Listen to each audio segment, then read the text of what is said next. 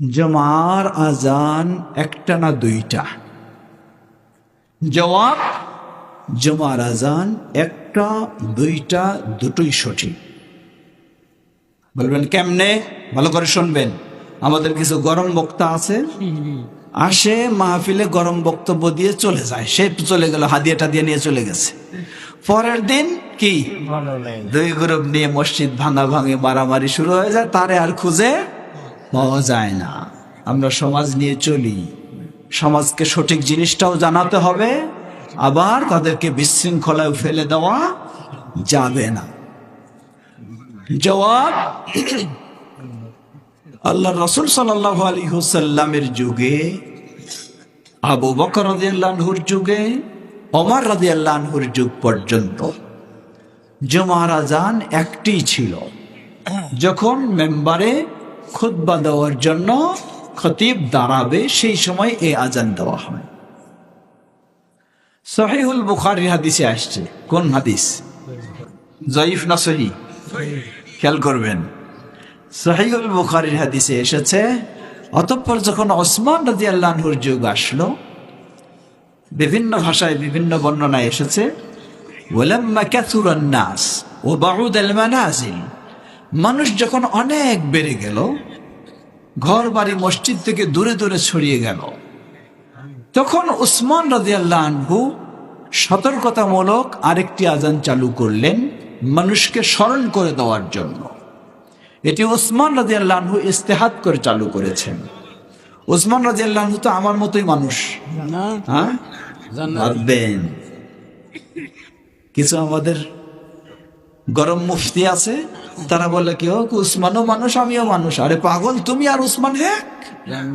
উসমান রাদিয়াল্লাহু আনহুর জন্য জান্নাত অপরিহার্য হয়ে গেছে, আর তুমি জান্নাত পাবা কিনা তারই তো কোনো সন্দেহ নাই, তারই তো কোনো নিশ্চয়তা নাই। সুতরাং এক কখনোই ভাবে বলা উচিত নয়। তো উসমান রাদিয়াল্লাহু আনহু তিনি হলেন ওই 4 জন যাদের কাজগুলিকে আল্লাহর রাসূল সাল্লাল্লাহু আলাইহি ওয়াসাল্লাম সুন্নাহ বলে ঘোষণা দিয়েছেন। সুন্নাতুল খুলাফা আর রাশিদিন, এটি আল্লাহ রাসূল সাল্লাল্লাহু আলাইহি ওয়াসাল্লাম ঘোষণা দিয়েছেন।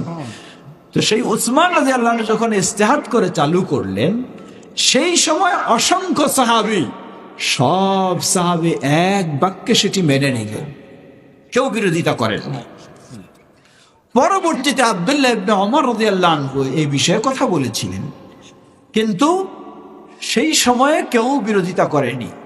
তখন থেকে শুরু করে আজও পর্যন্ত সেই মসজিদে নববীতে 2 আজান চলছে, মক্কাতেও 2 আজান চলছে।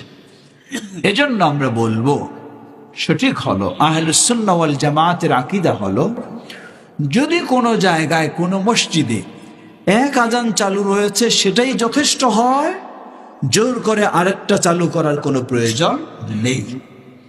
যদি কোনো জায়গায় ওসমান রাদিয়াল্লাহু আনহু যেই কারণে চালু করেছিলেন ওই প্রেক্ষাপট দেখা যায় এবং দ্বিতীয় আজান চালু হয়, তাহলে সেটি অবশ্যই জায়েজ রয়েছে, সেটি জোর করে বন্ধ করে কখনো মারামারি করা জায়েজ হবে না। উত্তম কোনটা কি বুঝলেন? উত্তম কোনটা কি বুঝলেন? উত্তম তো বলেই দিলাম, রাসূল সাল্লাল্লাহু আলাইহি ওয়াসাল্লামের যুগে, আবু বকর রাদিয়াল্লাহু আনহুর যুগে, ওমর রাদিয়াল্লাহু আনহুর যুগে একটাই ছিল। এটাই যদি যথেষ্ট হয় আপনার পরিবেশে, আলহামদুলিল্লাহ, জোর করে দ্বিতীয় চালু করার প্রয়োজন নাই। আর যদি চালু হয়েছে সেটা প্রয়োজনে, তাহলে সেটি নিয়ে মারামারি করাও শরীয়তে অনুমতি নাই। সেখানে উত্তমই হলো মারামারি না করা। ওয়াল্লাহু তাআলা আ'লাম। আমরা যেন বিষয়গুলি সঠিকভাবে বুঝে সঠিকভাবে মেনে চলতে পারি, আল্লাহ আমাদের সকলকে সে তৌফিক দান করুন।